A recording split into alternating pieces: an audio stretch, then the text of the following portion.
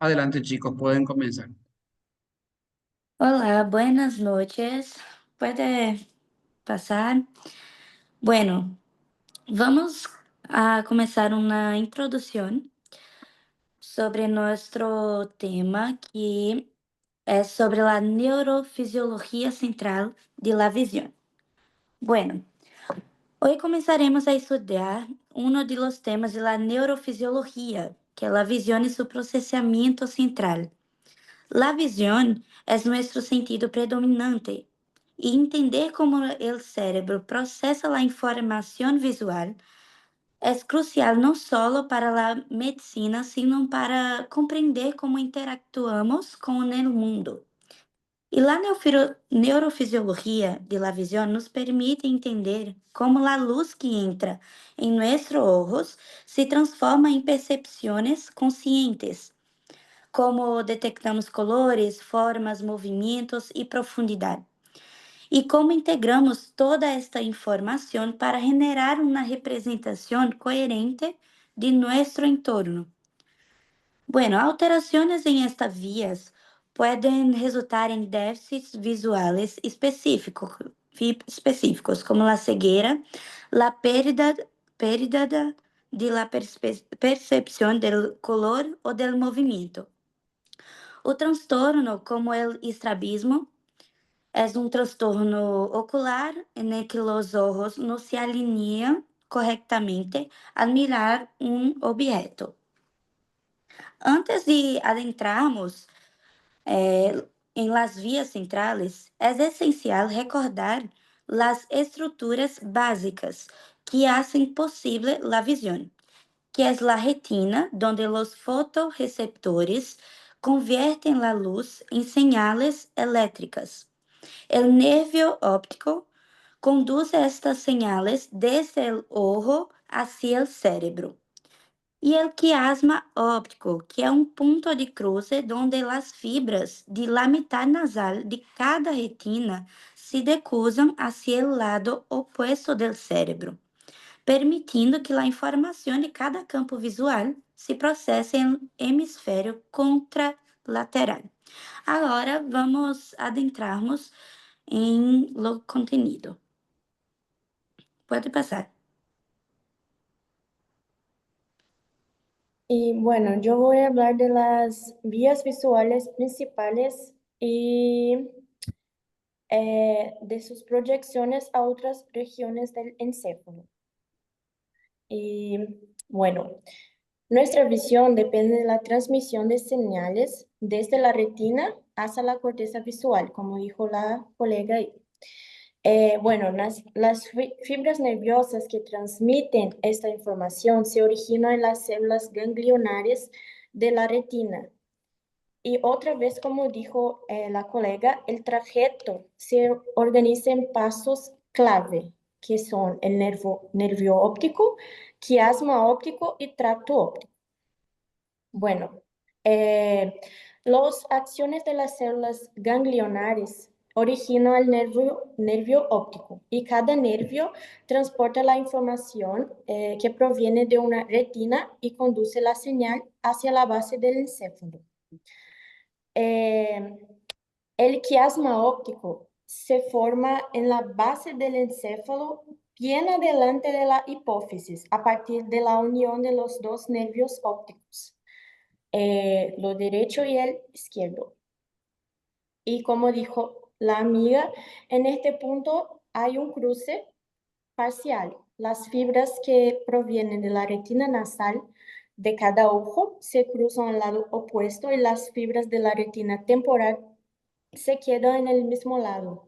Y este cruce permite que la información del campo visual derecho se procese en el hemisferio izquierdo y viceversa. Bueno, después de este cruce, las fibras se continúan como tractos ópticos hacia el núcleo geniculado lateral del tálamo, que actúa como una estación de relevo, que es como un punto de sinapsis allí. Y después las fibras continúan como la radiación óptica, que también es llamada de tracto genículo-calcarino. Y puede pasar, profe.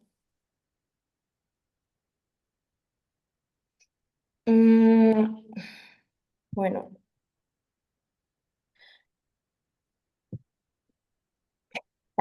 estas fibras viajan hasta la corteza visual primaria, que está ubicada en el lóbulo occipital, bien alrededor de la cisura calcarina. Y en esta región del cerebro es donde la información visual se procesa de forma consciente, nos permitiendo ver y reconocer lo que miramos. Puede pasar. Bueno, además de la vía principal hacia la corteza visual, las fibras también se proyectan a otros núcleos, que son el núcleo supraquiasmático, que queda en el hipotálamo y sirve para regular los ritmos circadianos. O sea, ayuda a tu cuerpo, ayuda a que tu cuerpo sepa cuando es día y cuando es noche, cuando es hora de dormir, hora de acordar. Los núcleos pretectares que quedan en el mesencéfalo controlan los reflejos pupilares, la contracción y dilatación de la pupila según la luz y también intervienen en movimientos reflejos de los ojos. El colículo superior, que queda en el mesencéfalo, coordina los movimientos oculares y permite orientar la mirada hacia estímulos visuales. Por ejemplo, cuando algo se mueve en tu campo visual, usted gira la cabeza hacia ese estímulo, ¿sí? El núcleo geniculado lateral ventral del tálamo, que participa en la integración visual con respuestas conductuales y motoras. Por ejemplo, un estímulo visual puede generar movimientos reflejos como girar la cabeza o apartar la mano de algo que te acerca.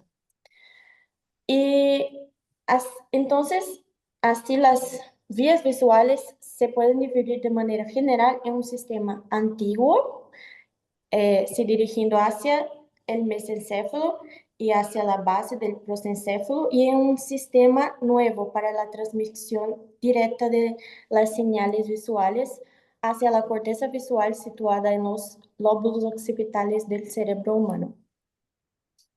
Ya está, profe.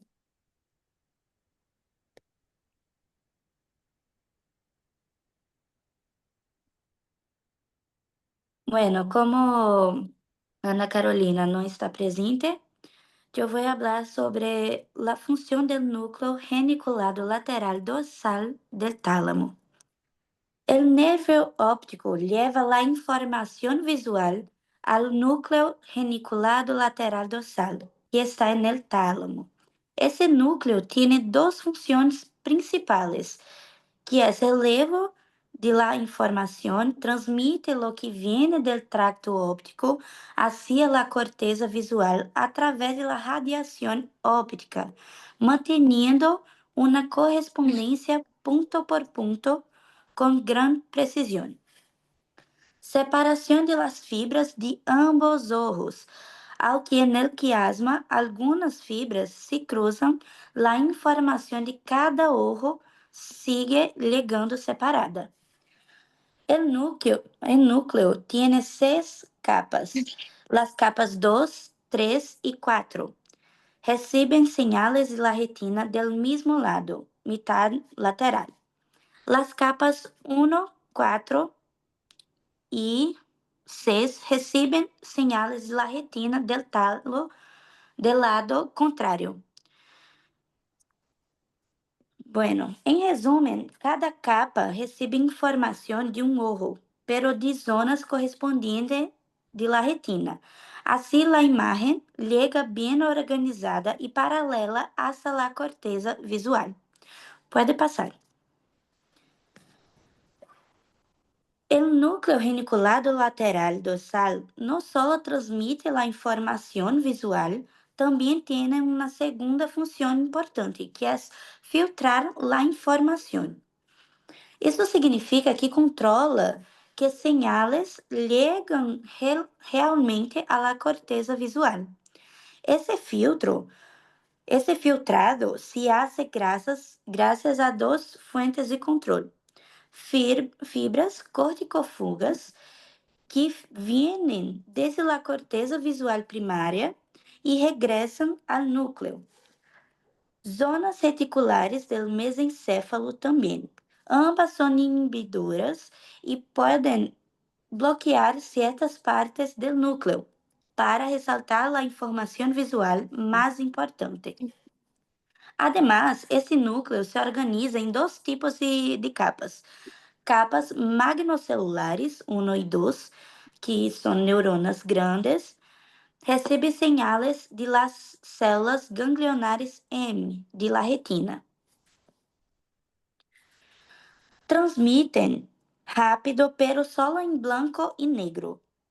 La transmisión espacial no es muy precisa porque hay pocas células M y sus dendríticas son extensas. E las capas parvocelulares 3 e 6. Neuronas pequenas ou medianas recebem señales das células ganglionares P de la retina. Transmitem color e com grande precisão, punto por punto. La velocidad es más lenta, pero la información es detallada. Em resumen, o núcleo filtra que informação passa. Las capas magnocelulares transmitem rápido, pero sem color e com pouca precisão. Las capas parvocelulares transmitem mais lento, pero com color e muita precisão espacial. Bueno, después del quiasma óptico, cada tracto lleva fibras de ambos ojos, que corresponden a puntos equivalentes de las dos retinas. En el núcleo reniculado lateral dorsal, essas señales no se mezclan, sino que se mantienen separadas en 6 capas. Capas 2, 3 y 4. Y 5, perdón. Reciben información de la mitad lateral de la retina del mismo lado. Capas 1, 4 y 6 reciben información de la mitad medial de la retina del ojo contrario. Así, cada punto de la retina de un ojo se conecta con el punto correspondiente del otro ojo, en capas superpuestas. Isso assegura que a transmissão seja paralela, precisa e organizada hacia la corteza visual. Próximo. Isto já hablé, que é da segunda função do núcleo reniculado lateral dorsal. Pode passar. Próximo. ¿Están me vendo? Sim. Ok. Yo iré hablar sobre la organización y función de la corteza visual. Bueno, la corteza visual está distribuida en su mayor parte por la cara medial de los lóbulos occipitales. Esta zona está dividida con una corteza visual primaria y áreas visuales secundarias. La primeira corteza visual primária é também conhecida como área 17 de Brodmann, que é aquela que recebe e percebe as sinais visuais. Ela se encontra ubicada em la cisura calcarina, que é correspondente à 17 área de Brodmann, e as fibras e terminações provenientes da mácula finalizam em las porções mais externas do córtex, mientras que as fibras periféricas terminam mais internamente, pero todas a lo largo da cisura calcarina. A maior parte da extensão em la corteza corresponde à mácula, a região central da retina e responsável pela visão central e de maior precisão. Dentro da mácula se encontra a fóvea, uma pequena depressão central, onde se formam imagens mais nítidas, que envia seus sinais a esta área. A corteza visual primária recebe também o nome de área visual V1, ou corteza estriada, já que em observações macroscópicas apresenta um aspecto característico de estriações. Pode passar, por favor. Então, já as áreas visuais secundárias da corteza, uma vez que a informação chega e passa pela corteza visual primária, ela não se queda aí. Então, a corteza primária percebe o sinal visual, pero ela não é capaz de interpretá-la. Para isto, existem essas áreas visuais secundárias, que também são chamadas de áreas visuais de associação, que ocupam as zonas laterais, anteriores, superiores e inferiores à corteza visual primária. Ou seja, está ao redor da corteza visual primária. A maioria também se estende hacia afuera para continuar por las caras laterais da corteza occipital e parietal. Essas áreas recebem impulsos secundários com o fim de analisar os significados visuais. Por exemplo, seguindo todo o borde da corteza visual primária está a área 18 de Brodmann, que é o seguinte destino ao que ligam à continuação praticamente todos os cenários da corteza visual primária. Portanto, esta área se denomina área visual secundária ou simplesmente V2. As demais áreas visuais secundárias mais alejadas recebiam denominação específica, seja V3, V4, etc. Hasta completar mais de uma docena. A transcendência de todas elas radica em que se vão direcionando e analisando progressivamente os diversos aspectos da informação, da imagem visual. Então, se V2, V3 é responsável de formas, contornos, patrões, a V4 é responsável pela percepção do color. Então, por exemplo, uma lesão em esta área, V4, pode acarretar uma acromatopsia cortical, que é quando a persona tem uma forma de um daltonismo adquirido, que é quando a persona observa, enxerga tudo cinza, tudo gris. Então, a área V5, que também é responsável por detecção de movimento, velocidade e direção, e existem outras áreas também, que são muito importantes. Pode passar. Então, a primeira corteza, a corteza visual primária, ela tem 6 capas principais. Então, a quarta capa também tem várias subdivisões, que é responsável cada uma delas. Então, uma das subdivisões seria a, que é de alfa, beta. Então, tem a divisão A, B, C, e daí também elas se subdividem em alfa e beta. E essa análise de condução rápida procedente das células ganglionares e retilianas, M, por exemplo, termina na capa 4, C-alfa. E desde ela sigue em sentido vertical hacia a superfície externa da corteza e hacia os níveis internos mais profundos. As análises visuais correspondentes às fibras do nervo óptico com tamanho intermédio, originado em las células ganglionares P da retina, também finalizam na capa 4, pero em lugares diferentes a los impulsos das células ganglionares M. Lá em la capa 4, alfa, e la capa 5, C, beta.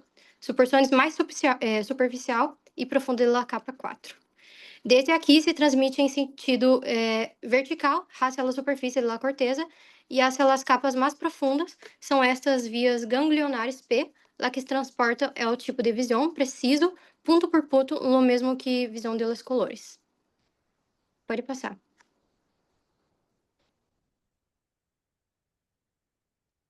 Então, Eu hablarei sobre columnas neuronales verticales em la corteza visual. A corteza visual ela possui uma organização estruturada formada por vários milhões de colunas verticais de células neuronais. Isso quer dizer que existe outras porções de corteza visual que geram colunas. Cada corteza visual ela mede, cada corteza ela tem um diâmetro de 30 a 50 micrômetros. E dentro de cada coluna,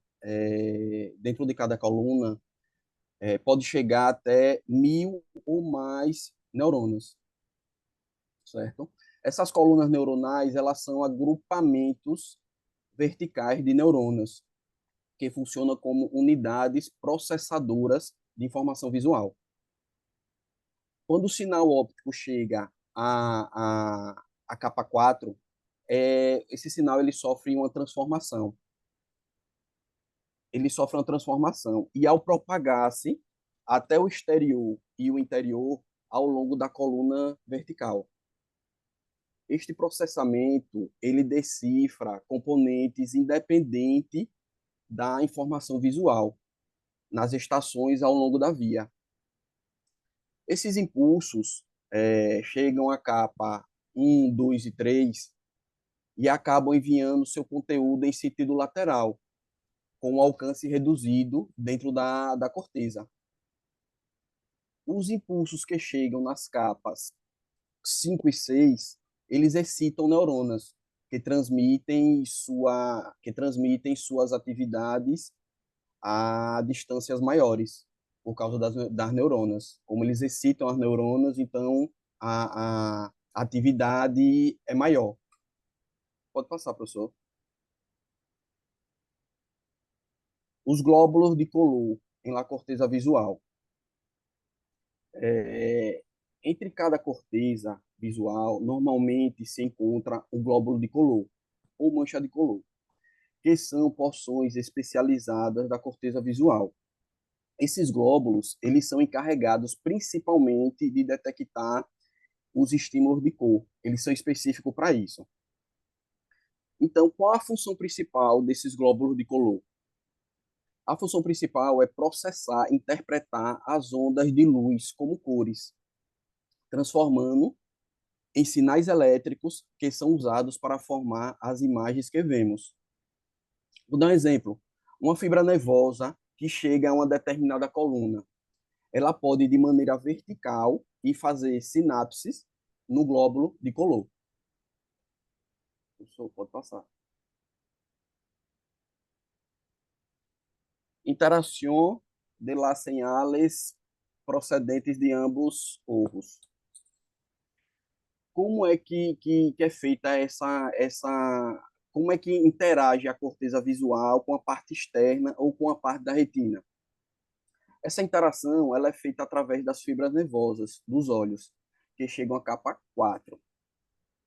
E como nossa colega falou, essa capa 4 ela possui subcapas, A, C alfa e C beta, que está relacionada à capa 4. Cada uma dessas subcapas ela chega a medir 0,5 milímetros. Essas fibras nervosas, que são chamadas de geniculocalcarinas, tanto do olho esquerdo quanto do olho direito, chega à corteza visual. Isso ajuda, por exemplo, as fibras do olho direito, que provém da retina temporal, e as fibras do olho esquerdo, que provém da retina temporal do olho esquerdo. Quando elas observam um objeto, essas retinas ela detectam um objeto de diferentes formas, já que o objeto está ativando essa zona. Porém, para o cérebro dizer que está vendo de um lado e o outro olho está vendo de outro, um olho está vendo de um lado e o outro olho está vendo do outro, juntos eles formam imagem. Isso por quê? Porque as fibras nervosas, elas viajam as mesmas zonas da corteza visual. E quando ela chega à corteza visual, especificamente na capa 4, é gerado uma concordância, formando um só objeto. Esse grau de concordância entre as imagens de ambos os olhos também permite que uma pessoa detecte a distância de um objeto, pelo mecanismo de estereopícia. Vou passar, professor, por favor.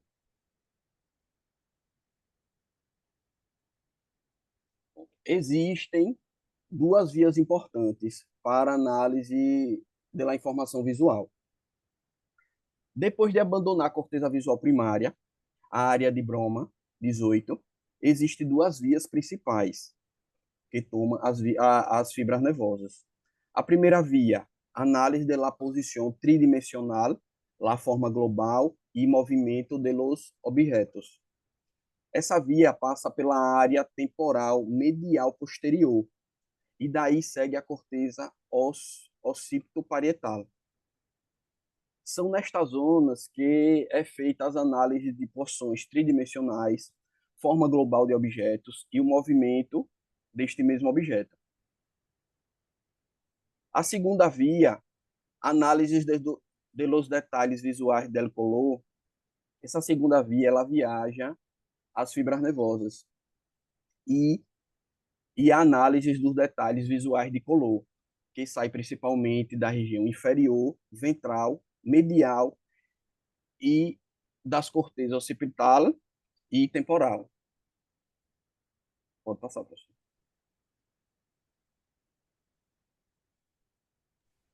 Estão me ouvindo? Alô? Sim. Então, tá. Ahora voy a hablar sobre los patrones neuronales de estimulación durante el análisis de una imagen visual. Como ya han dicho antes, la corteza visual es la área del cerebro responsable pelo procesamiento de informaciones visuales de nuestros ojos.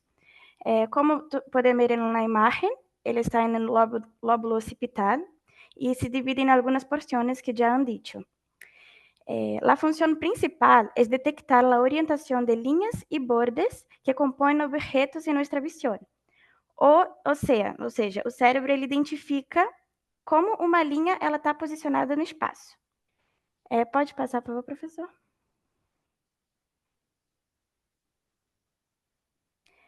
Tá. Agora eu vou dar um exemplo prático de uma casa. Quando a gente desenha uma casa no papel, a gente consegue ver linhas na diagonal, linhas na horizontal e etc, né? Cada neurônio do nosso cérebro, ele serve para identificar uma parte dessas linhas. Por exemplo, as linhas do telhado que estão na diagonal ativam neurônios que percebem inclinações. As linhas das paredes que estão em pé ativam neurônios que são responsáveis pelas linhas verticais. O chão ativa neurônios que estão na horizontal. Então, no final, somando tudo, o cérebro ele consegue entender que esse formato dessas linhas é uma casa. É como se cada neurônio fosse um especialista de um tipo de orientação, e nosso cérebro ele não enxerga a imagem de uma vez. Ele quebra a imagem em pedacinhos, linhas, bordas, ângulos, movimentos, depois junta tudo para ele ter a percepção final do objeto. Pode passar, por favor, professor?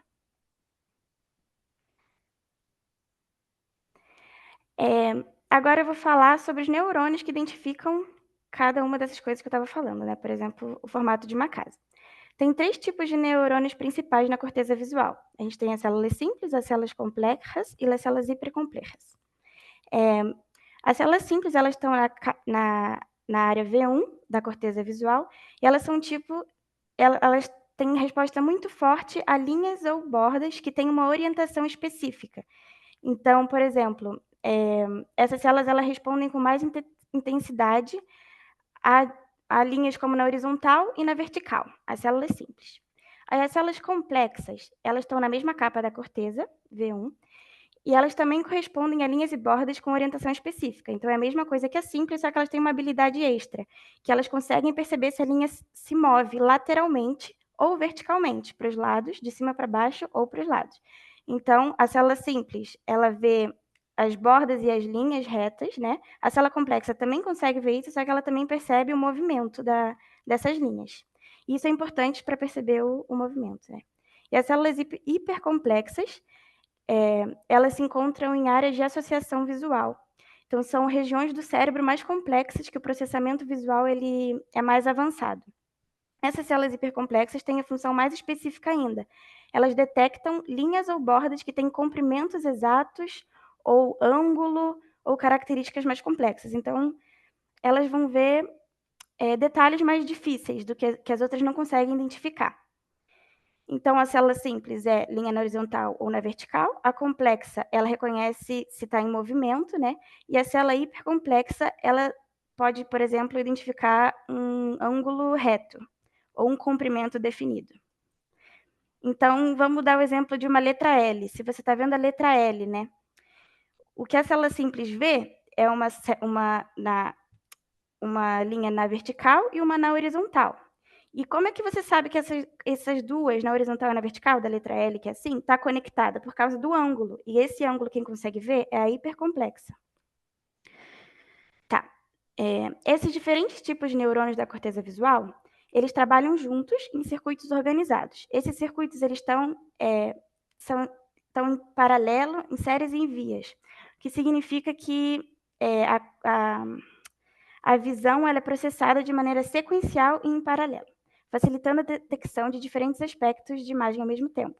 Ou seja, vários tipos de célula, elas trabalham ao mesmo tempo em etapas diferentes de processamento, para a gente ter uma visão normal e uma visão perfeita daquela coisa que a gente está identificando, né? Pode passar, por favor, professor? Tá, agora eu vou falar sobre contraste, que é uma função muito importante do sistema visual, que tem tudo a ver com o que eu estava falando antes de linhas e bordas, né? Como é que a gente sabe que aquilo é uma linha ou uma borda? Por causa das diferenças das cores, claras e escuras, que isso dá o contraste. E é isso que o cérebro ele consegue assim que o cérebro consegue identificar objetos e formas. É o contraste entre as áreas que define tipo, as bordas dos objetos. Por exemplo, se uma pessoa olha para uma parede lisa, branca, estimula poucos neurônios da corteza primária. Então, não está estimulando nada. Mas se a gente olha para uma parede que tem, por exemplo, uma cruz, que está ali na foto, já ativa vários neurônios, assim, a gente conseguindo por causa do contraste. Ó, aqui tem um exemplo que estava no livro, que é um exemplo clássico de como funciona a percepção visual no córtex primário. À esquerda, a gente consegue ver a imagem retiniana. Então, é o que realmente chega aos nossos olhos, uma cruz cheia, uma cruz completa. Mas à direita, a gente vê como que essa informação ela é processada no córtex visual. Na nossa cabeça não aparece a cruz cheia assim inteira. Ela vai aparecer só as bordas da cruz, porque é isso que está com contraste branco do fundo. Então, na retiniana, a gente vê a cruz cheia, mas no nosso córtex ele vê desse jeito que está na direita. Isso porque os neurônios da visão não se ativam muito nos locais... Os neurônios da visão eles se ativam muito mais nos locais de contraste, onde tem mudança brusca de cor ou luminosidade, por exemplo, do vermelho para o branco. Tá. Esse fenômeno ele é explicado pela chamada inibição lateral, que as células vizinhas que recebem o mesmo tipo de estímulo acabam se inibindo mutuamente. Então, dentro da cruz, onde tudo é uniforme, a resposta é pequena. Mas nos limites, que é o que está da direita da figura, como tem o contraste com o fundo, os neurônios se ativam mais, fazendo assim a gente perceber o que é fundo e o que é o objeto à nossa frente. Tá. Não, aí tem essa ilusão que se chama grade de Hermann, né? Quando você olha essa ilusão, o que é para ela fazer é para você ver meio que bolinhas cinza entre os cruzamentos das linhas brancas. E isso é meio que um defeito que dá na nossa visão, porque quando você olha para os cruzamentos, aparecem essas manchas cinzas, não sei se vocês conseguem ver. Só que, na verdade, essas manchas cinzas não existem, porque o sistema visual ele cria isso, por causa da inibição lateral que eu expliquei. Quando os nossos sensores eles veem um cruzamento branco e vê que tem em volta mais branco ainda, ele nos faz acreditar que o meio é mais escuro, e por isso a gente vê uma mancha cinza. E por que acontece isso pela inibição lateral? As células que estão ao redor, elas meio que mandam uma mensagem falando, tem muito branco aqui já. Então, o contraste ele faz com que as células do lado dela se inibam. Então, parece que esse meio desses cruzamentos está mais escuro, porque essas células se inibiram, porque outras células estão mandando elas se inibirem, porque já tem muito branco em volta. E faz parecer que esse meio é cinza, só que, na verdade, esse meio não é cinza. Isso é por conta do contraste. Pode passar, professor, por favor? Tá, agora eu vou falar sobre a detecção de color. Como que o nosso olho ele detecta as cores? Na retina, a gente tem 3 tipos de células que detectam cores, chamadas de cones. A gente tem os cones sensíveis a comprimentos longos, que longo seria o vermelho. A gente tem os cones sensíveis a comprimentos médios, que seria o verde, e os cones curtos, que a gente enxerga o azul. Então, a gente tem os cones L, que é vermelho, os M, que é médio, que é verde, e os S, que seria azul, curtos. E para que esses cones servem? O cone vermelho, que são ondas longas, ele vai captar a cor vermelha. As ondas médias vão captar a cor verde e as ondas curtas vão captar a cor azul. Quando você olha para alguma coisa, a luz ela reflete do objeto, entra no olho e ativa esses cones em diferentes combinações. Mas o cérebro ele não recebe uma etiqueta dizendo, isso é vermelho, isso é azul. Ele só recebe sinais elétricos de quanto que cada cone foi ativado. Então, ele compara os cones entre si e a gente enxerga a cor que a gente veria. Não sei se deu para entender. Então, para descobrir a cor que você está vendo, o cérebro ele compara as intensidades dos sinais de diferentes cones. Por exemplo, ele olha quanto tem de vermelho e quanto tem de verde e quanto tem de azul, e faz a mistura. Se ele está recebendo, por exemplo, 50% de sinal das ondas longas, que é o vermelho, e 50% de sinais das ondas médias, que é o verde, então a gente vê a cor amarela. E o cérebro faz isso, ele mistura. Então, é isso, eu acho. Pode passar, professor.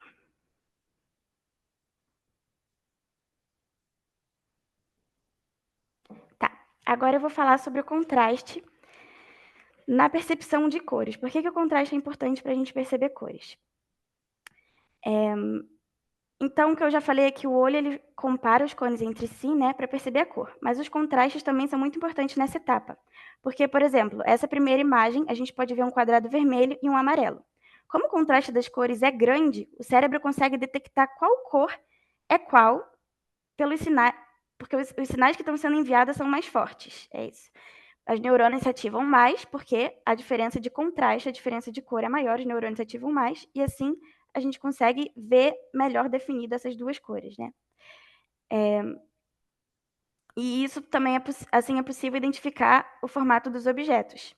Porém, quando a gente vê esse segundo quadrado, que a gente tem duas cores muito parecidas, sem contraste ou pouco contraste, o cérebro ele manda sinais nos fazendo ter dificuldade de identificar as duas cores.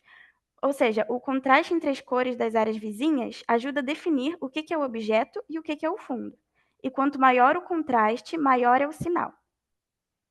Tá, pode passar, professor.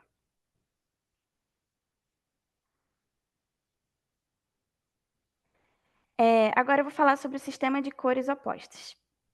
Os neurônios, eles processam a cor normalmente em pares opostos. O vermelho, oposto do verde. O azul, oposto do amarelo. O claro, o oposto do escuro. Isso quer dizer que a mesma célula ela é excitada por uma cor e é inibida pela cor oposta. Por exemplo, um neurônio se ativa por causa do vermelho. Se entra vermelho, ele vai disparar muito. Mas se entra a cor verde, ele é inibido pela cor verde. E o que seria uma célula antagônica? Se um neurônio se ativa pela cor vermelha e entra muito vermelho, ele fica super ativado e dispara muito. Se entra a cor verde, a cor oposta, o mesmo neurônio fica bloqueado. Então, isso seria a célula antagônica a ele, né? Então, o neurônio que está com afinidade ao vermelho, ele se inibe pela célula oposta a ele, a célula antagônica, que seria a do neurônio verde. E por que isso é útil? Porque o nosso cérebro ele consegue, assim, identificar pequenas diferenças de cor. Senão a gente não ia conseguir ter essa capacidade de perceber diferentes cores, igual naqueles dois quadrados, aqueles dois tons de vermelho, a gente não ia conseguir se não fosse pelo sistema antagônico, né?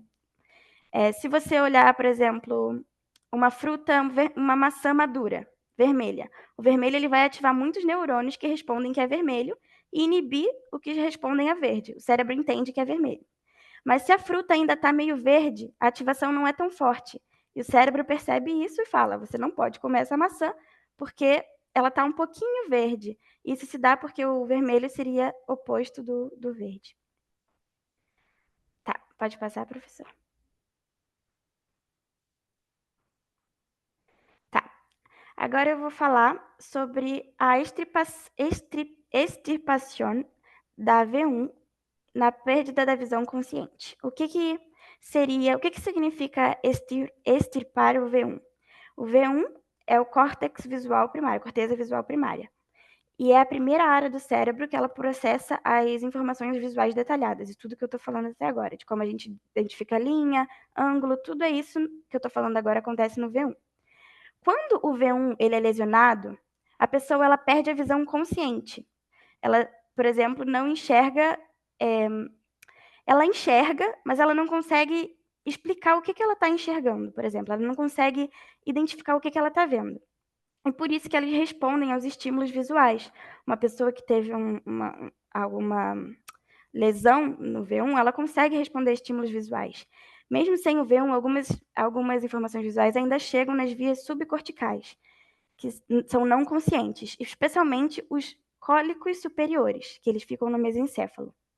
Esses cólicos, eles são responsáveis por reações automáticas à luz, orientar o movimento dos olhos e da cabeça em direção a estímulos visuais e detectar movimentos ou mudanças de luminosidade no ambiente.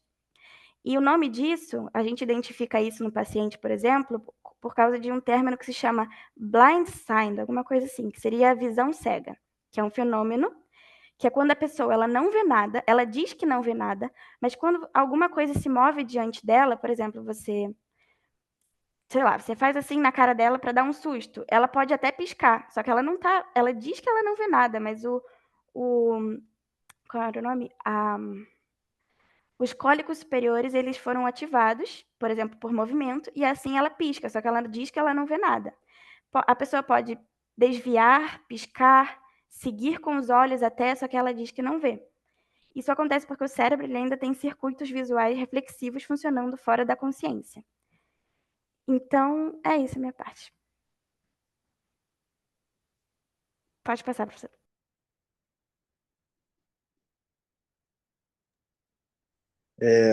Olá, bem. Eu vou começar falando primeiramente sobre os campos visuais e logo em seguida vou falar sobre os músculos e logo em seguida sobre os movimentos. Bem, primeiramente a gente precisa entender o que é o campo visual. O campo visual ele é a área total que cada um dos olhos é capaz de ver quando fixamos a mirada em um ponto central. Ou seja, quando a gente fixa em um objeto ou alguma coisa do tipo. Bem, o campo visual é dividido em duas partes. Na parte nasal, que é a parte mais interna, e a parte temporal, que é a parte externa. Agora, como que a gente pode usar isso clinicamente? Como que a gente, né, pode utilizar isso? Tem uma ferramenta muito importante para isso, que se chama a campimetria. A campimetria, ela se usa da seguinte forma. A gente vai pegar um paciente e a gente vai mandar ele fixar em algum seguinte ponto. E quando a gente fixa o paciente em um seguinte ponto, a gente vai colocar alguns destellos de luz em posições distintas ao redor do paciente. Com isso, a gente vai avaliar algumas zonas do paciente, que são chamadas zonas do campo de visão, em que o olho não percebe os estímulos. Todos os seres humanos, e o que seria isso, né, da pessoa não, né, não responder esses estímulos? Todos os seres humanos, ele tem uma mancha cega. Essa mancha cega, ela corresponde ao disco óptico. É dizer que por onde o disco óptico ele abandona o olho, nesse caso. Nessa área não existe fotorreceptores. E por isso se genera uma pequena zona cega que, nesse caso, ela é completamente normal. Todo mundo tem isso. Porém, quando, por exemplo, a gente evalua o paciente e a gente percebe que tem mais zonas cegas nesse paciente, aí que sim vem, né, temos alguns problemas. Uma delas é a retinitis pigmentária. A retinitis pigmentária ela é uma enfermidade hereditária. Nesse caso, a retina ela vai começar, a retina periférica, ela vai começar a se degenerar e nela vai se acumular pigmentos. E nesse momento, o paciente ele vai começar a perder a visão nas partes periféricas e por isso vai perder, né, o campo de visão, no caso. Vai perder a parte periférica, né, as zonas periféricas, vai perder o campo de visão. E você vai perceber que o paciente ele só vai conseguir fixar, só vai conseguir enxergar na parte central. E na parte periférica ele não vai conseguir mais enxergar. É como se a gente estivesse dentro de um túnel, é como se a gente estivesse chegando dentro de um túnel. A gente só enxerga na frente, a gente não vai enxergar dos lados. Pode passar, professor. Bem, agora eu vou falar sobre os músculos extraoculares e as inervações deles. Como o professor já disse na aula, a gente tem 6 músculos que rodeiam o globo ocular e que atuam em base da direção. Primeiro, a gente tem o reto medial e o reto lateral. O reto medial e o reto lateral, eles vão fazer um movimento de aça dentro e aça fora. O que significa fazer um movimento de dentro para fora? é que ele vai fazer um movimento para dentro, no caso, na direção do nariz, e para fora, na direção dos ouvidos. Além disso, a gente tem os retos superiores e os retos inferiores, que vão fazer um movimento de cima para baixo dos olhos. E temos os oblíquos superiores e inferiores, que permitem a gente a fazer a rotação e estabilizar a nossa visão. Como o professor ele disse na aula, ele mostrando a imagem, e está o olhinho aí em cima, o nervo troclear, que é o quarto par, ele controla solamente o oblíquo superior. E o nervo abduzensis, que é o sexto par, ele se encarrega pelo reto lateral. E o nervo oculomotor, que é do terceiro par, ele controla todos os restos. Então, os outros 4, no caso. Agora eu vou falar sobre os tipos de movimento que temos. Primeiro, a gente tem o movimento de fixação, que é quando a gente enfoca em um objeto e a gente mantém centrado o foco. É a parte que da retina que ela é mais aguzada, não sei como fala isso, aguzada visualmente. A um que pareça que os olhos estão imóveis. Os olhos parecem que eles estão imóveis, só que na realidade, por exemplo, quando a gente está fixando um objeto, teoricamente, você está com o teu olho fixado e parado. Só que na realidade ele tem alguns micromovimentos, que pode ser, por exemplo, alguns temblores, algumas pequenas derivações e algumas microsacadas. Esses movimentos, eles são muito importantes, porque se o olho ele se queda fixo só em um lugar, isso vai gerar um borrão na tua visão, porque os receptores eles vão ter algumas adaptações que eles teriam com esses movimentos. Agora eu vou falar sobre os movimentos sacádicos, que é, por exemplo, o que está na imagem, que são esses saltos rápidos, esses movimentos rápidos e saltatórios. Os movimentos rápidos e saltatórios, eles se desplazam de um ponto ao outro. Um exemplo disso é quando a gente está, por exemplo, lendo um livro ou lendo um poema ou alguma coisa do tipo. Os nossos olhos, eles não se mexem continuamente na frase. Eles vão se saltando de 2 a 3 vezes por segundo, de palavra em palavra. Durante cada salto, ele vai suprimindo essa visão, para que quando a gente estiver lendo, por exemplo, a frase e a gente estiver acompanhando ela, a gente não tenha borrões nesse meio tempo. Agora eu vou falar sobre os movimentos de segmento. O movimento de segmento é o que ele mesmo fala. Ele permite a gente acompanhar um objeto que esteja em movimento. Por exemplo, uma bola de futebol ou, por exemplo, um carro em movimento.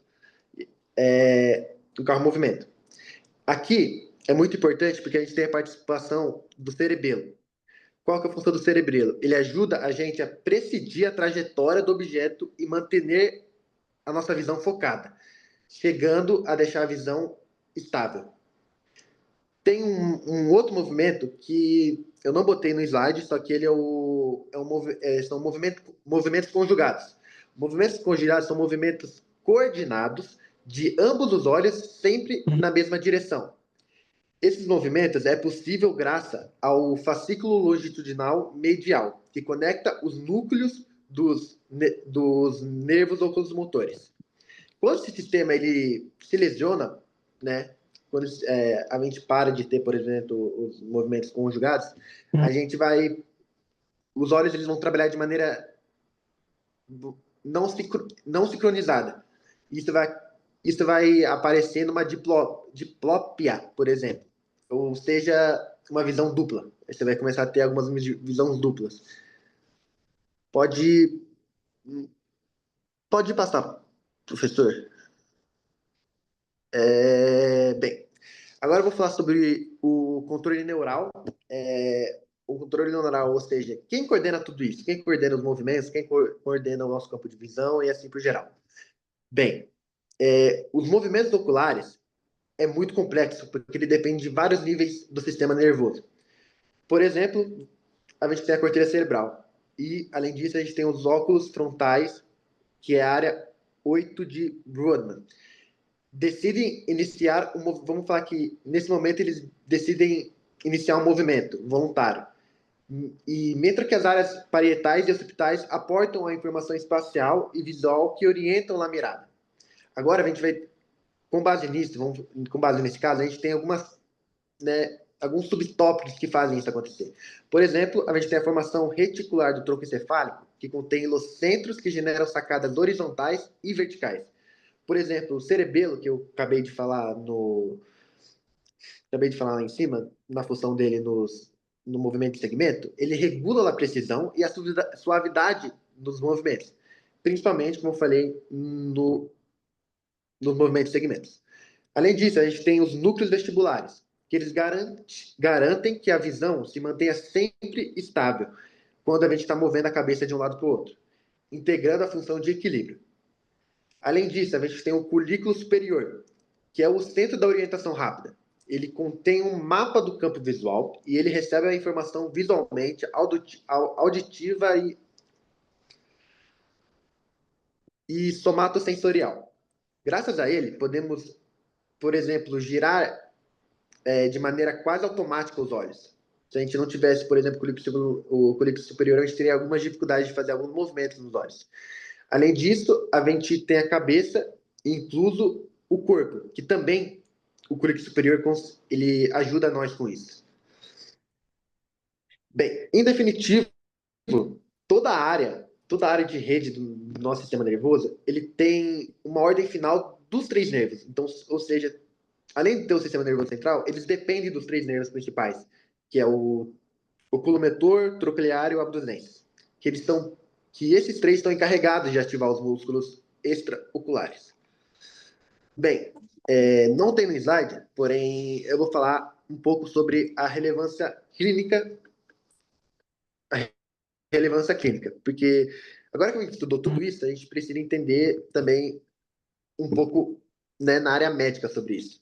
Bem, o que a gente aprendeu no começo? A gente aprendeu que a campimetria, ela nos ajuda a detectar, por exemplo, escotomas, que são, como eu falei lá, são várias manchas cegas que a gente tem, e algumas alterações na retina ou nervo óptico, que foi a retinitis pigmentária, como eu falei no começo. A gente tem algumas lesões dos nervos oculomotores que geram semelhanças muito características. Por exemplo, essa é uma parte muito importante que fala sobre caso a gente tenha, por exemplo, uma lesão no terceiro par, que é o oculomotor, que ele controla os 4 músculos. Ele vai causar uma ptose, que é a caída anormal do párpado superior. Isso ocorre porque o nervo oculomotor controla o músculo elevador do párpado superior, que é a parte daqui. Quando se lesiona, o párpado perde força e começa a cair, e às vezes cobrindo a pupila. Ademais, o ojo tende a divergir-se hacia fora, como eu falei, hacia fora é do lado da orelha, e hacia baixo. E lá a pupila pode quedar-se dilatada. Agora vamos falar se, por exemplo, a gente tem uma lesão no quarto par. No quarto par, a gente vai ter algumas dificuldades de mirar para cima e para baixo, e também adentro, o que provoca uma visão dupla quando isso ocorre. Principalmente quando a gente está, por exemplo, descendo escadas. Quando a gente está descendo uma escada, provavelmente não. Tendo essa lesão no quarto par, a gente vai ter uma visão dupla. E também, não menos importante, é quando a gente tem alguma lesão no sexto par. No sexto par, o olho ele não vai poder se mover-se para fora, apenas para fora, o que vai produzir um estrabismo convergente. Além disso, além de a gente poder ter lesões no terceiro, no quarto e no sexto par cranial, a gente pode ter lesões em algumas partes do nosso sistema. Por exemplo, se a gente tem uma lesão no cerebelo, o cerebelo ele vai provocar alguns movimentos de segmento inestável. Ou seja, a gente não vai conseguir, por exemplo, acompanhar uma bola rolando perfeitamente como a gente acompanharia se a gente não tivesse uma lesão. E algumas lesões, como por exemplo o fascículo longitudinal medial, eles vão provocar a falta de coordenação entre ambos os órgãos, causando a diplopia. Bem, pode passar, professor. Olá. Agora é minha parte. Estão vendo? Estão ouvindo? Sim. Yo voy a hablar sobre el control autónomo de la acomodación y de la abertura pupilar. Los nervios autónomos de los ojos. Adelante, profesor. El ojo está inervado por fibras nervosas simpáticas y parasimpáticas. Com relação ao parasimpático, a fibra nasce em núcleo de Edgever-Westphal, daí partem as fibras parasimpáticas pré-ganglionares através do nervo oculomotor, que é o terceiro par cranear, hacen sinapse en el ganglio ciliar y de ahí las fibras pós-ganglionares viajan por los nervos ciliares cortos.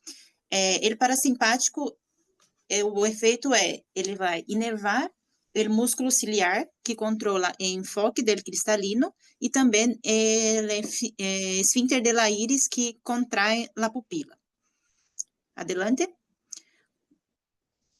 Com relação a las fibras simpáticas, ela se origina em la columna intermédio lateral a nível do primeiro segmento torácico de la médula espinhal, passam al gânglio cervical superior, donde hacen sinapses, e aí as fibras dessas neuronas se estendem hasta lo largo de la superfície del plexo carótido, hasta que llegan ao ojo.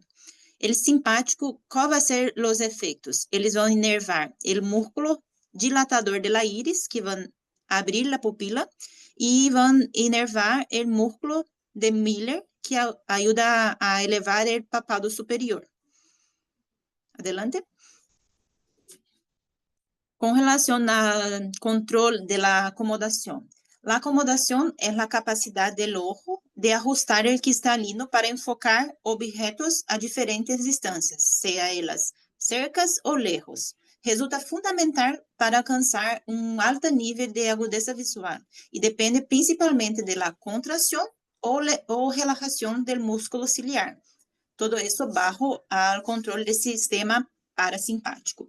A acomodação está regulada por mecanismo de retroalimentação negativo, que vai corrigir automaticamente seu poder de refração. Adelante. Então, acá temos esquema que vai mostrar quais são os efeitos do sistema parasimpático na acomodação do cristalino.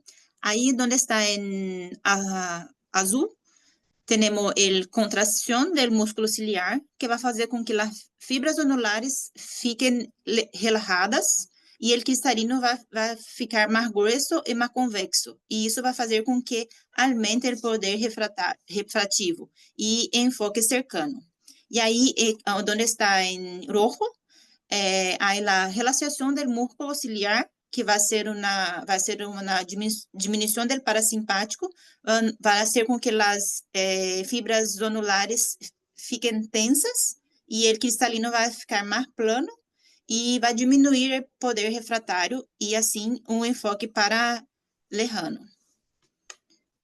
Adelante. E aí, agora, com relação ao diâmetro pupilar.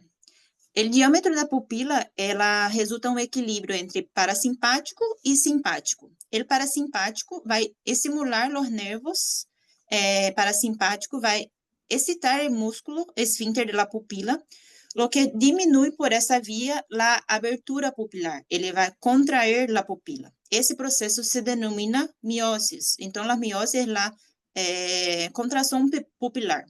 E a importância disso é em condições de luz muito intensas ou durante a visão cercana. E o simpático, a estimulação de los nervos simpáticos excita as fibras radiales de la iris e provoca a dilatação de la pupila, que se chama midríase, e são importantes em condições de oscuridade e também em situações de alerta, de estresse. Adelante. Com relação ao reflexo pupilar fotomotor. Isso é um reflexo que temos nos olhos. Quando a luz ilumina os olhos, as pupilas se contraem. A la inversa, em um ambiente que está muito escuro, o reflexo queda inibido, o que se traduz em uma dilatação da pupila. La función del reflexo pupilar fotomotor consiste em ajudar o ojo a adaptar-se de forma muito rapidíssima a condições lumínicas cambiantes. Barra luz, forte luz, barra luz, forte luz, ele rapidamente se adapta. Adelante. Acá temos um esquema que vai mostrar todo isso. O controle autônomo do ojo, segundo parasimpático e simpático, e também o reflexo pupilar fotomotor. Aí em azul temos o núcleo de Edgever-Westphal, no mesencéfalo. Depois vai o núcleo oculomotor, que é o terceiro par cranial. Depois segue os gânglios ciliares, as sinapses. Depois vai aos nervos ciliares curtos, e aí vai ser no músculo ciliar a acomodação e no esfíncter pupilar na mioses. E o simpático, que está em rojo, é no centro cílio espinal, na medula espinal, e depois vai aos gânglios cervicais superiores, hacen aí sinapses, passa o plexo carótido, depois os cílios, os nervos ciliares largos, e aí vão nascer no músculo do músculo dilatador de la íris, vão fazer a midríase, que é a dilatação da pupila, e no músculo de Miller vai fazer a elevação da pálpebra. E com relação ao reflexo pupilar fotomotor, temos duas vias. A via aferente, que é a entrada, então a luz vai entrar na retina, vai até o nervo óptico, que é o segundo par cranial, vai até a região prectal, e aí depois, na via eferente do núcleo de Edgever-Westphal, passa ao nervo oculomotor, que é o terceiro par, gânglio ciliar, depois gânglios ciliares curtos, e no esfíncter da pupila vai fazer a mioses. Adelante. Com relação aos reflexos ou reações pupilares em las enfermidades do sistema nervoso central. Temos a pupila de Argyll-Robertson, que é uma alteração pupilar em que as pupilas não respondem à luz, não respondem ao reflexo fotomotor, pero sí se conserva a acomodação e a convergência. Então, esse signo de pupila de Argyll é uma pupila que não reaciona à luz, pero sí a enfoque cercano. E onde que se localiza essa lesão? Na região prectal do mesencéfalo, onde se interrompe as vias aferentes do reflexo fotomotor, pero se conserva a conexão hacia o núcleo de Edgever-Westphal, que participa da acomodação visual. Uma causa clássica de essa alteração pupilar é a neurosífilis. Adelante. Depois temos a síndrome de Horner. A definição da síndrome de Horner são um conjunto de signos clínicos que parece quando se interrompe a inervação simpática do ojo e das estruturas faciais. A fisiopatologia, o simpático é que é responsável pela midríase, da dilatação pupilar, mediante o músculo dilatador de la íris. Então, se lesiona esta via, predomina a ação parasimpática e a mioses. Então, os sintomas clínicos clássicos dessa síndrome são mioses, que é a pupila contraída por perda do simpático, a apoptose, que é a caída do párpado superior por parálise do músculo de Miller, os vasos sanguíneos quedam dilatados de modo persistente, e anidrose, que é a diminuição da sudoração na hemicara afetada quando essa lesão compromete as fibras sudomotoras. Aí já está. Graças.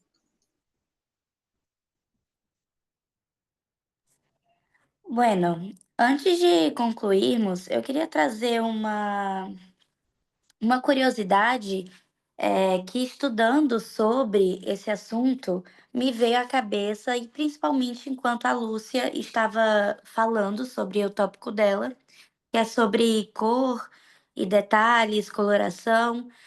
E me veio na cabeça pessoas daltônicas. E eu sempre tive curiosidade do porquê isso acontecia. E eu acabei pesquisando e tentando entender sobre, e eu gostaria de compartilhar isso aqui, que é basicamente a retina. A gente temos dois tipos de fotorreceptores, que é os bastones e os conos. E os que contêm fotopigmentos, que é o piscinas mais retinal, que absorvem longitude de ondas específicas. Não está no slide, mas eu vou compartilhar aqui com vocês. Tem o cono, os conos L, que são sensíveis ao rojo, e os conos M, que são sensíveis ao verde, e conos S, que é sensíveis ao azul. E a combinação da atividade desses três tipos de conos permite ao cérebro reconstruir todo o espectro de colores. E pessoas daltônicas não conseguem perceber essas cores, que é o roxo, verde e azul. E no daltonismo ocorre um defeito nos genes que codificam as opsinas, que são proteínas dos conos, produzindo a ausência de um tipo de cono, que é a anopia, e o defeito na sensibilidade de um cono, que é a anomalia. E, basicamente, ao faltar ou estar alterado um tipo de cono, a retina não gera o patrono normal de impulsos elétricos nas células ganglionares. Isso viaja pelo nervo óptico, né, que é até o tálamo, e depois na corteza visual occipital, é onde a interpretação de cor é defeituosa.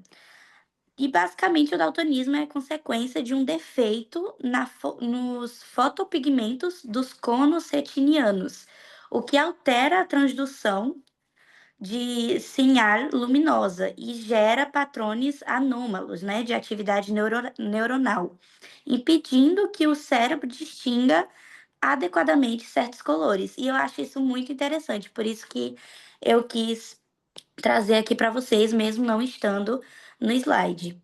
Mas para concluirmos, o estudo da neurofisiologia da visão, ela releva, né, revela um sistema muito complexo e organizado, onde a luz ela se transforma em percepção através de uma rede de estruturas interconectadas.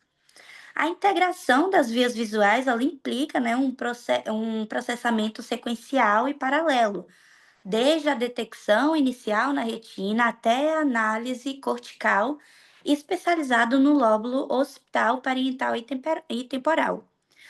A segregação da informação das vias magnocelular e parvocelular, junto com a organização retinotópica no núcleo geniculado lateral e a corteza visual primária, permite aí uma representação precisa do mundo visual. A convergência dessas vias em áreas de associação facilita a percepção aí coerente de formas, cores, profundidade e movimento, como já recapitulando tudo que já falamos até o momento. Em síntese, a neurofisiologia da visão não só explica, né, como construímos aí um ativamente, né, a nossa realidade visual, mas também proporciona as ferramentas para diagnosticar, tratar, investigar enfermidades que afetam esse sistema. Compreender toda essa estrutura funcional é essencial para avançar na neurologia, oftalmologia e na reabilitação visual, que é reafirmando que a visão é muito mais que ver, né? É interpretar, integrar e interactuar com o mundo. E com isso a gente agradece aí pelas pessoas que estão assistindo.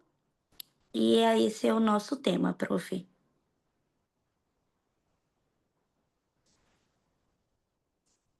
Muy bien. Espectacular. Déjenme que voy a compartir algo aquí con ustedes rápidamente. Acá. Bueno. ¿Me confirman si es que pueden ver mi pantalla, por favor? Sí. Sí. Sí, profe, sí. Bueno, bueno. Bueno, les quiero mostrar aquí rápidamente lo siguiente, ¿sí? Vamos a poner acá un lápiz, un pincel rojo. Bueno, negro. Entonces, fíjense, aquí está la retina. Esta es la retina, ¿sí? Y la retina tiene una función, entonces, receptora y también una función neurosensorial, ¿ok? Donde ellos van a constituir ese primer par craneal que se llama nervio óptico, ¿ok? El nervio óptico, ¿ok? ¿Cómo se llama el primer par craneal? ¿Cómo se Olfatório. llama el primer? Olfatorio, o sea, es el segundo en realidad, ¿está? Entonces, este par craneal, el segundo par craneal, que es el nervio óptico, entonces, tiene un corto trayecto. Fíjense, la retina, entonces después va a constituir esta estructura que corresponde al nervio óptico. El nervio óptico, entonces, fíjense, llega hasta el quiasma óptico. Y cuando llega al quiasma óptico, ahí deja de ser nervio óptico, ¿sí? Lo que tenemos después del quiasma óptico ya se llama tracto óptico, ¿sí? Fíjense, tracto óptico. Entonces, no es lo mismo nervio óptico y tracto óptico, ¿ok? ¿Y por qué no? Porque fíjense, fíjense que esta parte de la retina, estamos mirando, entonces, fíjense, en este caso, este va a ser el ojo del lado izquierdo, este es el ojo del lado izquierdo, este es el ojo del lado derecho del esquema. Vamos a colocar unos numeritos solamente para entender. Vamos a colocar acá el número 1, vamos a colocar acá el número 2, vamos a colocar aquí el número 3 y aquí el número 4. Podemos dibujar objetos, no sé, 1, una pelota, 2, una flor, 3, un árbol, 4, no sé, un plato de comida, lo que sea. Pero yo prefiero colocar números solamente para entender. Entonces, esta parte de la retina, nosotros vamos allá para el ojo del lado izquierdo, va a corresponder al campo visual temporal. ¿Por qué campo visual temporal? Y bueno, porque aquí es donde va a llegar esa imagen, esa estructura, o ese objeto que está en el número 1, ¿sí? Y está en el lado temporal. Entonces, esta parte se llama campo visual temporal, ¿ok? Mientras que, por otra parte, aquí, en el ojo del lado izquierdo, está el campo visual nasal. ¿Y por qué se llama campo visual nasal? Porque acá es donde va a llegar esta estructura que está posicionada en el número 2. Va a llegar aquí. ¿Me están siguiendo? Ahí está. Bien, lo mismo ocurre para el ojo del ojo del lado derecho. Fíjense, esta estructura que está posicionada en el punto 4 va a llegar en el campo visual temporal. Campo visual temporal del ojo del lado derecho. Aquí. ¿Sí? Y esto también va a suceder para la estructura, el objeto que está en la posición 3. Este va a llegar aquí en la retina, ok, de este lado, y esto va a ser el campo visual nasal del ojo del lado derecho. ¿Ok? Bueno, entonces, a lo que quiero llegar es que el nervio óptico, fíjense, el nervio óptico va a tener entonces fascículo del campo visual temporal y va a tener fascículo del campo visual nasal, del ojo del mismo lado. Pero a nivel del quiasma, ¿qué ocurre? A nivel del quiasma, el del campo visual nasal sigue en su mismo lado, siguiendo en el tracto óptico. Mientras que el fascículo del campo visual temporal, ese va a tener que cruzar el lado contrario. Va a cruzar el lado contrario. Aquí. ¿Sí? Lado contrario. Lo mismo va a suceder aquí con la cuestión del ojo del lado derecho. El campo visual temporal, ese va a llegar al quiasma óptico y va a cruzar el lado contrario para ir después del tracto óptico del lado opuesto. mientras que el campo visual nasal del ojo del lado derecho va a continuar en el mismo lado. ¿Ok? Bien, entonces, por eso le digo, nervio óptico y tracto óptico no es la misma estructura, no es el mismo. ¿Ok? Fíjense qué va a pasar en las siguientes situaciones. ¿Qué pasaría si se lesiona? Aquí, como en el punto 1, se lesiona el nervio óptico del ojo del lado izquierdo. Y categóricamente, el paciente no va a ver ni el número 1 ni el número 2. Vamos a tener una ceguera prácticamente del ojo del lado izquierdo. ¿Ok? Eso es lo que va a ocurrir. Bien. Pero ¿qué pasaría, por ejemplo, si la lesión fuese aquí en el punto 2? En el punto 2. Justo en el quiasma óptico, acá.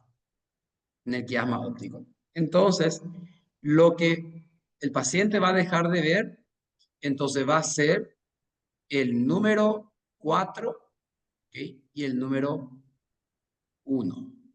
¿Sí? Porque, bueno, justamente el número 1 se capta en el campo visual temporal del ojo del lado izquierdo y va a cruzar la línea media y pasa en el tracto óptico del lado contrario. ¿Okay? Y bueno, entonces, así también para el número 4. Entonces, el paciente va a dejar de ver el número 1, el número 4. Y eso se conoce como hemiapnosia bitemporal. ¿Ok? Heteronómica bitemporal. Bien, ¿qué pasaría si la lesión fuese, entonces, aquí en el punto 3? O vamos en el punto 4. En el punto 4, ya para ir concluyendo. Punto 4. Si fuese en el tracto óptico del lado izquierdo, ¿será que va a ser igual que el número 1? ¿Será que va a ser igual que el número 1? Como una lesión en el nervio óptico del lado izquierdo. No, no va a ser igual. ¿Y por qué? Porque si ocurre una lesión aquí, en el tracto óptico, a este nivel, ¿no? Digo, entonces lo que va a ocurrir es lo siguiente, que el paciente lo que va a dejar de ver va a ser el número 2, ¿okay? Y va a dejar de ver el número 4. ¿Okay? Bien, que es justamente lo que estamos viendo aquí. Va a dejar de ver el número 2 y va a dejar de ver el número 4. ¿Ok? Bueno, y eso va a ocurrir lo mismo también cuando ocurre una radiación la radiación óptica, porque fíjense, aquí se llama nervio óptico, acá es nervio óptico. Pasado esto, tenemos quiasma óptico. En el quiasma óptico hay algunos fascículos que van a decusar y otros no. Después tenemos ya el tracto óptico, que es este, y el tracto óptico llega después a un núcleo que se llama núcleo geniculado, que citaron los compañeros, y después tenemos finalmente esto que es la radiación óptica. Y con la radiación óptica la información llega después finalmente al lóbulo occipital en el área de Brodmann 17, que es la corteza visual primaria, ¿ok? Que es la más importante, ¿sí? Bueno, entonces era todo lo que quería compartir con ustedes también, ¿sí? Entonces, esto quiero que repasen, quiero que revisen otra vez, porque esto es algo que van a ver más adelante, sí o sí. Bueno. Pues nada más que Profe, ya agradecerles por estar aquí, por su compromiso, por la buena presentación y también los compañeros que estuvieron acompañando al grupo. Entonces, ya solamente agradecerles y felicitarles. Gracias. gracias. Gracias. Profe,